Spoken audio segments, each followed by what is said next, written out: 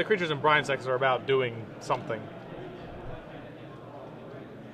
Do you have Keswick Wolf Run? 2? Yes, 2. All right, so we're joining the game in progress. Brian is up a game. Looks to be in a fairly good position from what I can gather. Yeah, those light totals aren't accurate currently. I guess Angel of Serenity, is that in the sideboard of Cory's deck? Yeah, yeah, okay. it must be. Yep. So, true story. I accept your version of events. So, from what I can cobble together here, it looks like Brian's just trying to protect his Garrick, let it go to work a little bit. Both players appear to be low on cards in hand. Well, Garrick can just reverse that at any time. Yeah. You got to level him up a little bit first. Well, Garrick's not going to survive the next attack in all likelihood. All right, we're just drawing 3, and he just found an 2 Angel of Serenities. That's a pretty good bounty. Yeah, that's not horrible. I gotta say, I've been critiquing this all day long. I really like what Brian's done with his lands here. The Ice Age basics, all the same art. That almost nice. looks like snow to me. Yeah, it's nice. He's pushing the limit there. It looks like snow. No, you can tell in the forest it's starting to thaw. Got it. There's grass on the ground. There's a sun. You want me to switch over to Ice Age? I can do that for you. I think it's just nice. Yeah, you know. I understand. He's making an effort. He's just making an effort. That's all I'm really asking for here. So just adding a Huntmaster Fells to the board, holding back with his Angels.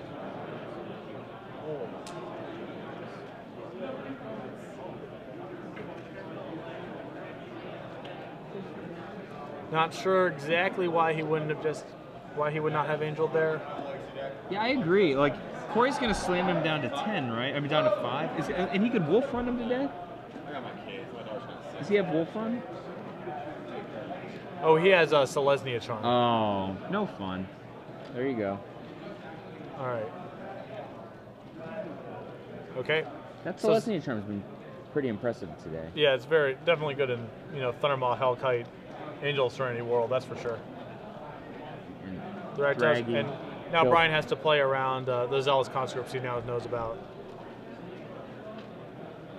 And a Smiter. I think in this matchup I might not even have Smiters. I think Smiters just stink in these matchups.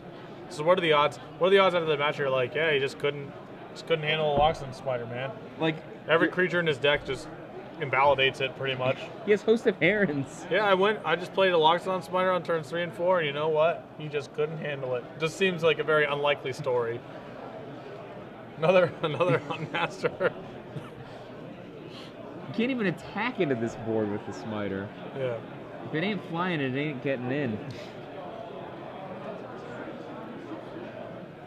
Cory looks like he was winning a minute ago, but this match will soon go to Brian. Yeah, I'm trying to understand why Brian's sandbagging his Angel of Restorations. I assume it has to be related to the Zealous Conscripts he knows about, but I'm not positive. What's your opinion of Oblivion Ring? Do you like that card? It doesn't seem great in these matchups. It's fine, I guess. It's definitely not. It's not as maximum efficiency because so many of the cards you want to be ringing has some sort of CIP trigger or just leaves play trigger. Yeah, exactly. But it's probably better. It's probably better than other cards you have in your deck. Like all the random dorks, the ground gets clogged up so fast that I'd rather have a marginal Oblivion Ring that at least does some work fighting the powerful cards than the just creatures that don't do anything. Like the Centaur Healers, just pathetic, those kind of guys. The Smiters of the world. He had lands and spells, but you know what? Just couldn't handle Smiters. Don't know how. BM said something to me a few weeks ago. It's like forest. Is that just like your pejorative term for any land that's not an island? It's like whatever. You just played as forests. All right. So I think Cory's down to. All right. So Brian's getting paid off a little bit here for his patience, insofar as now his Angels of Restoration can start going to work without much consequence. But this is just, that's like really low payoff on the Zealous Conscripts. Like, that card is not, his text is not 5, deal an additional 2. Well, yes. It's not his job. But the ground's getting so clogged up that he might not get a better spot than this. He's going to make some inroads on the board. I don't know what's in Brian's graveyard, but I see like 3 Thragtusks falling underneath the first Angel.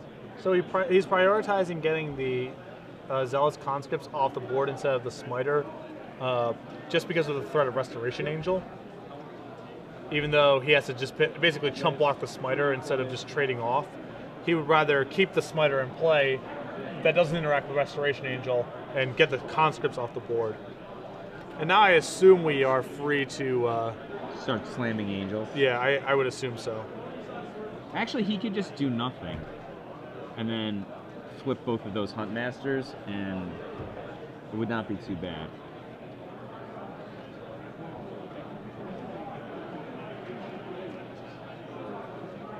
Right, like he can murder a Smiter. I would have hung back on D if he would, or not shipped both of them if that was his plan. I would agree.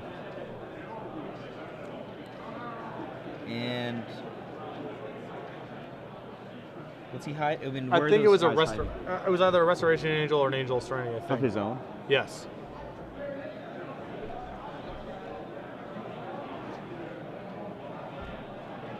Cory, Bagozzi, nothing.